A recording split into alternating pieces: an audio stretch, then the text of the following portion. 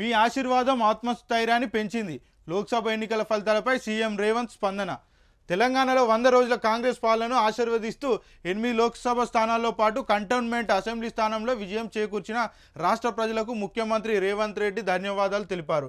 మీరు అందించిన ఆశీర్వాదాలు మా ఆత్మస్థైర్యాన్ని పెంచాయి, మరింత మెరుగైన పాలన అందించేందుకు ఉత్సాహాన్ని ఇచ్చాయి. తెలంగాణలో ప్రజల మద్దతు కాంగ్రెస్ పార్టీకే ఉందన్న విషయాన్ని ఈ ఫలితాలు మరోమారు రుజువు చేశాయి. కాంగ్రెస్ పార్టీ విజయం కోసం పనిచేసిన కార్యకర్తలు, నాయకులందరికీ అభినందనలు. ఇది కార్యకర్తల విజయం. రేపటితో ఎన్నికల కోడ్ ముగుస్తుంది. మళ్ళీ ప్రజాప్రభుత్వ పాలన మొదలవుతుంది. రాష్ట్ర అభివృద్ధికి, ప్రజల సంక్షేమ లక్ష్యంగా అద్భుత పాలన అందిస్తామని మంగళవారం ఒక ప్రకటనలో సీఎం వెల్లడించారు.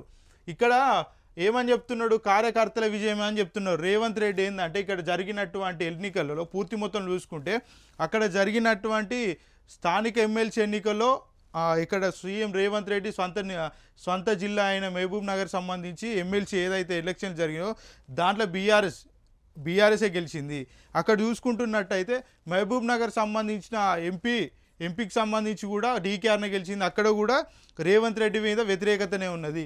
అదేవిధంగా చూసుకుంటే రేవంత్ రెడ్డి సిట్టింగ్ ఎంపీగా చేసిన ఇది మల్కాజ్గిరి పార్లమెంట్ స్థానంలో కూడా, అంటే సిట్టింగ్ ఎంపీ ఉన్న పార్లమెంట్లో కూడా బీజేపీ ఈటెల రాజేందరే గెలిచిండు.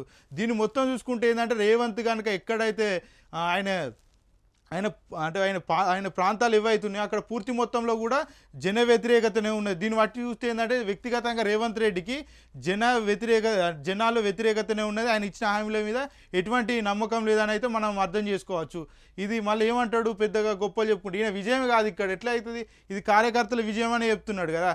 కార్యకర్తల విజయమే కావచ్చు అది. కాకపోతే రేవంత్ రెడ్డికి అయితే ఆత్మస్థైర్యాన్ని పెంచింది. ఇవన్నీ ఉత్తమ ముచ్చలు. ఎందుకంటే తెలంగాణ చూసుకుంటే ప్రజలు ఎక్కడ కూడా నమ్మే పరిస్థితుల్లో లేరు రేవంత్ రెడ్డిని. అటు మహబూబ్ నగర్ ఎమ్మెల్సీ ఎన్నికల్లో చూసుకున్న అదే పరిస్థితి, ఇట్లా మల్కాజ్గిరి పార్లమెంట్ ఎన్నికలు చూసుకున్న అదే పరిస్థితి. అటు చూసుకుంటే ఇప్పుడు వచ్చే ఎలక్షన్లో చూసుకుంటే కూడా అదే పరిస్థితి ఏర్పడుతుంది.